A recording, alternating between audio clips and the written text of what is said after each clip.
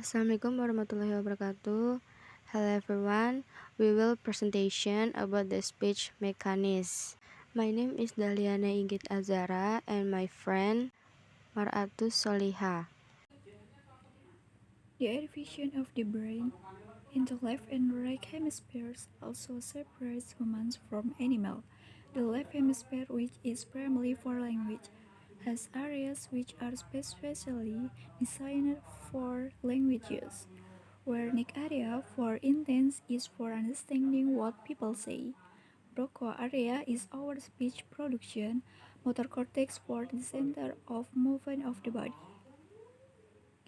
Oke, pembagian otak terbagi menjadi dua, yaitu belahan sebelah kiri dan belahan sebelah kanan, yaitu yang memisahkan antara pemikiran manusia antara hewan. Belahan sebelah kiri yang terutama untuk bahasa, yang memiliki area yang dirancang khusus untuk penggunaan bahasa.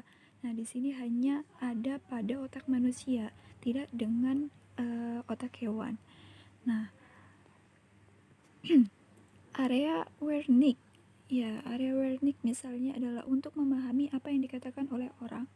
Ya, kemudian ada area Broca adalah produksi suatu kata atau bahasa yang ingin kita ucapkan.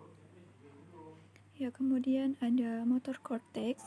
Motor cortex yaitu fungsinya untuk pusat penggerakan anggota tubuh. Seperti kita ingin bicara, nah kita akan menggerakkan mulut kita untuk berbicara. Kemudian dari pemikiran kita, kita ingin mengambil sebuah barang, ya. Nah, kita akan menggerakkan tubuh kita yaitu tangan untuk mengambil benda tersebut. Nah, itu menggunakan otak motor cortex, yaitu yang ada di sebelah kanan. In order for a person to produce a sound, he needs four fundamental elements: the lungs, the vocal folds, the resonator, the articulator. Nah, agar seseorang dapat menghasilkan suara, ia membutuhkan beberapa elemen dasar, yaitu ada paru-paru, the pita vokal, resonator, dan articulator.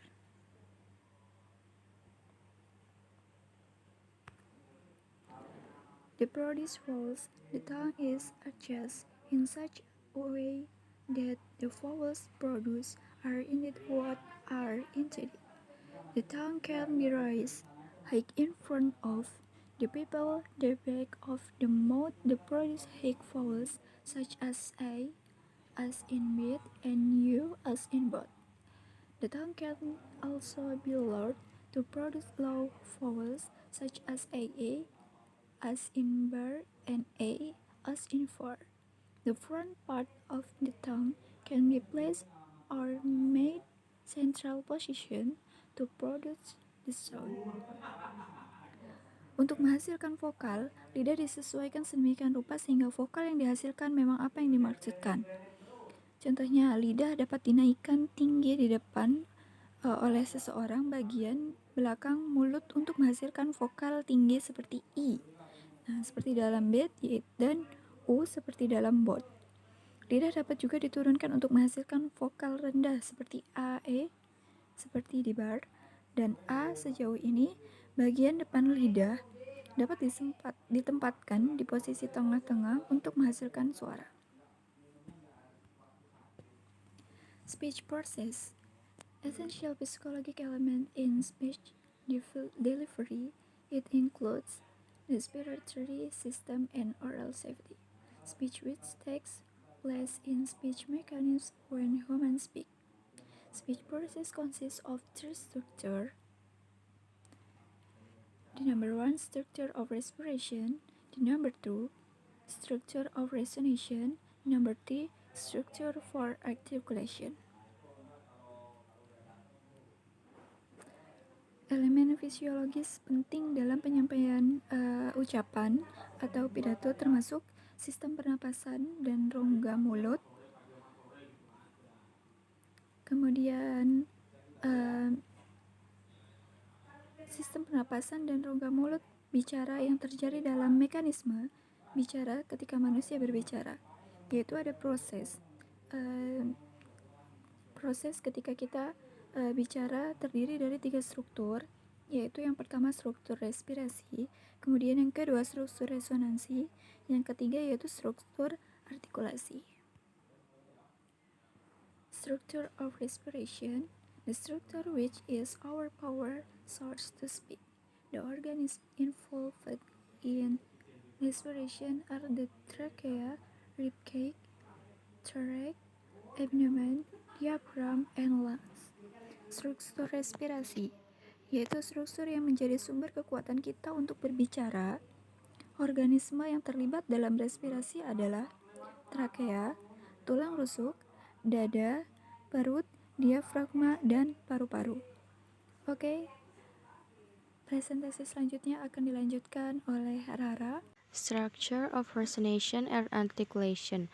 Structure of resonation, the structure which vibrate or make sound. The organ involved in the structure are the larynx and the vocal fold and cords. The vocal cords are the organ responsible for sound.